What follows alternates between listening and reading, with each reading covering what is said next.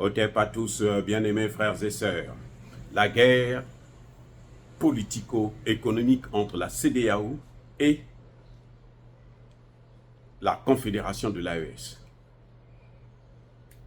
Il y a un élément qui m'a paru vraiment stupide dans la déclaration de la CEDEAO. C'est de nous dire que les pays de l'AES, les ressortissants de ces pays, vont perdre les avantages au niveau international, vont être isolés au niveau international.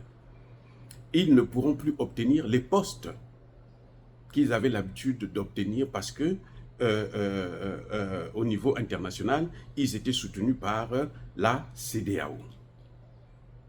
Et ils vont ajouter que la CEDEAO finira par fermer les 4 bureaux qu'elle a dans l'espace AES. Et par conséquent, l'espace AES va perdre 130 emplois. Écoutez bien, 130 emplois. 130. Donc, la CEDEAO pense que les dirigeants de l'AES vont sacrifier l'AES pour préserver 130 emplois. 1-3-0. Je ne parle pas de 130 000 ou 130 millions, non. 130 emplois. Voyez comment ces gens sont devenus minables, comment ils se rabaissent. En ce qui concerne la communauté internationale,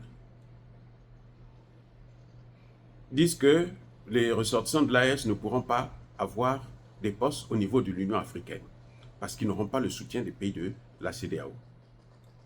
Oh, mais il faut une révélation importante là. C'est que l'Union africaine ne fonctionne pas par les compétences. Vous voyez maintenant, ça montre très bien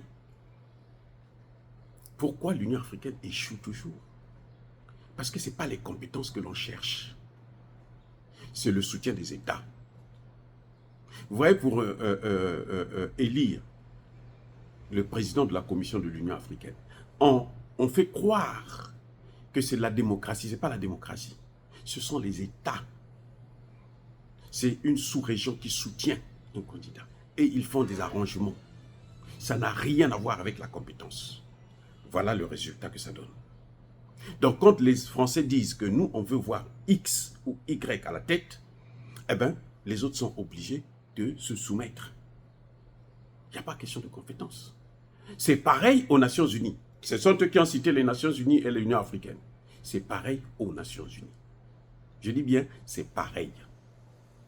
Vous allez les trouver là-bas. Ce sont des États qui placent leurs ressortissants. Ils ne sont pas choisis par rapport à leurs compétences. J'ai travaillé aux Nations Unies. Je connais très bien comment ça fonctionne. J'ai vu mes collègues travailler, mes superviseurs. Ils sont superviseurs, ils sont grands patrons aux Nations Unies. Mais ce qu'ils disent, mais vous avez, ça vous donne la chair de poule.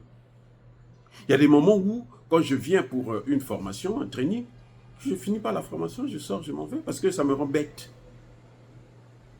Oui, les fameux experts qui viennent, c'est des gens qui ne savent pas ce qui se passe.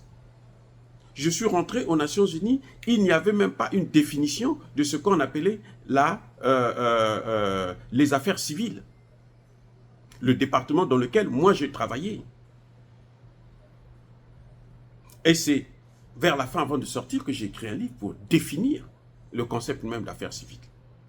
Après avoir travaillé avec les Américains, l'armée américaine, les Nations Unies même, et ainsi de suite, c'est là que je me suis dit, bon, je vais élaborer une définition parce que ces gens-là ne savent même pas ce qu'ils sont en train de faire. Et j'ai publié un livre dans ce sens-là. Donc c'est pour vous dire que, vous voyez comment on se retrouve toujours avec des cadres bidons, parce que ce n'est pas des cadres qui sont choisis par rapport à leurs compétences. Ça, c'est le premier point.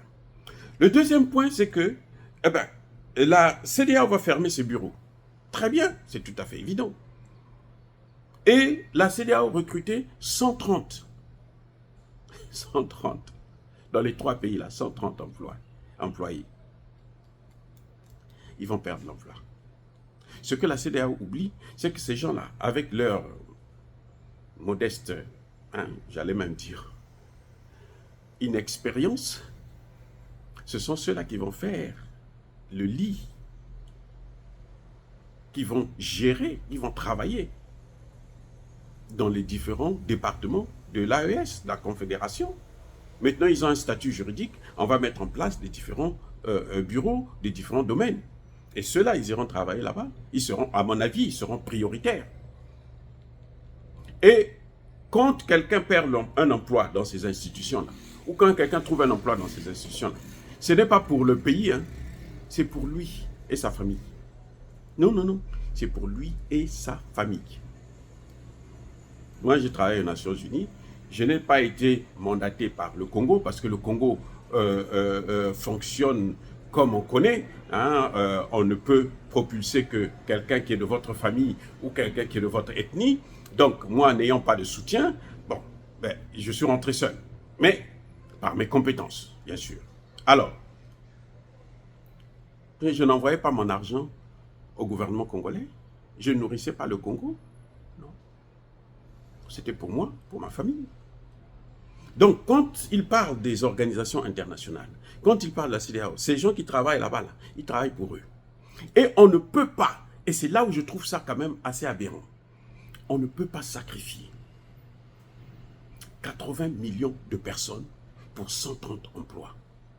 On va revenir dans la CEDEAO qui va nous rendre esclaves des Occidentaux, encore, juste parce que il faut préserver 130 emplois. Vous voyez à quel point les gens de la CEDEAO sont devenus fous, sont devenus bêtes. Ils sont ridicules. 130 emplois. Vous voulez qu'on sacrifie tout un territoire. 130 emplois. Qu'on prenne 80 millions de personnes, qu'on mette à la disposition des Occidentaux. Regardez quel est le degré d'imbécilité de ces dirigeants africains. C'est là où on voit le... C'est-à-dire que c'est d'un niveau, qui dépasse les limites. C'est-à-dire que c'est incompréhensible. On ne peut même plus dire qu'ils sont bêtes. Je pense qu'ils sont plutôt fous pour arriver à penser que pour 130 emplois qu'il faut préserver, les pays, les dirigeants de l'AES vont sacrifier l'AES, vont prendre l'AES pour mettre à la disposition de la CEDEAO qui est elle-même la chose des Occidentaux. 130 emplois. J'ai trouvé ça assez aberrant, j'ai trouvé ça assez ridicule, c'est inadmissible, c'est inacceptable, c'est incompréhensible. Voilà jusqu'où la CEDEAO se rabaisse avec... Et ça, c'est le communiqué final. Et quand vous regardez autour de la CEDEAO, hein, à cette réunion-là, vous avez plein des Occidentaux. Les maîtres, ils sont là. Bon, on a donné la leçon, on va voir maintenant comment vous allez l'appliquer. Ils sont en train d'observer et ils sont en train d'acclamer. Mais c'était sans compter sur la détermination de 3 hommes. Ibrahim Traoré, Assimi Goïta, Abdoulaye Tchani. Leur détermination, elle est sans faille. Vous avez vu leur discours, comment ça a été cadencé. Il y en a un qui a parlé de les relations avec l'impérialisme, ce que nous avons subi, notre histoire, notre passé, la douleur de nos peuples, ça c'est Traoré, et il y en a un autre qui est venu faire l'histoire de la CEDEAO, de l'AES, comment ils ont commencé, où est-ce qu'ils sont arrivés. Et l'autre est venu dire, maintenant, parler de l'avenir, jusqu'où on va partir, le général Tchani. Oui, les 3 présidents, chacun a, c'est comme si c'était entendu, chacun adopte une partie, hein, prend une partie et développe cette partie. C'est comme si, je ne sais pas si c'est ça entendu, mais en tout cas, moi c'est comme ça que j'ai vu ça. Il y a eu l'histoire de l'impérialisme, de l'esclavage, la colonisation, qui a été rappelée, notre douleur, notre souffrance qui a été rappelée par le capitaine Ibrahim Traoré, et qui a galvanisé, c'est d'ailleurs ça qui a galvanisé la population. Et maintenant, le colonel Tchani est venu, plutôt Assimi Goïta, est venu expliquer le parcours, le cheminement que nous avons déjà fait. Et le général Tchani est venu montrer l'avenir, ce qui nous attend. Voyez ce qui est devant nous maintenant. Le pire est passé, nous avançons. Oh, dire cela, c'est inciter à la haine ou à la violence. Non, il n'y a pas colère, veille à ma lèvre. Encore une fois de plus, bien aimés frères et sœurs, je persiste et je signe. Soyez bénis, abondamment bénis par le Dieu des Kémités, par nos ancêtres angélisés. Mais que tous ceux qui persécutent le continent africain, le pillent et le déstabilisent, qu'ils soient noirs, blancs, chinois, arabes, juifs, indiens, qui qu'ils soient punis, maudits, foudroyés, neutralisés, écrasés, effacés par le Dieu des Kémités, par nos ancêtres angélisés. Vive l'Afrique éternelle. J'ai dit et bien sûr.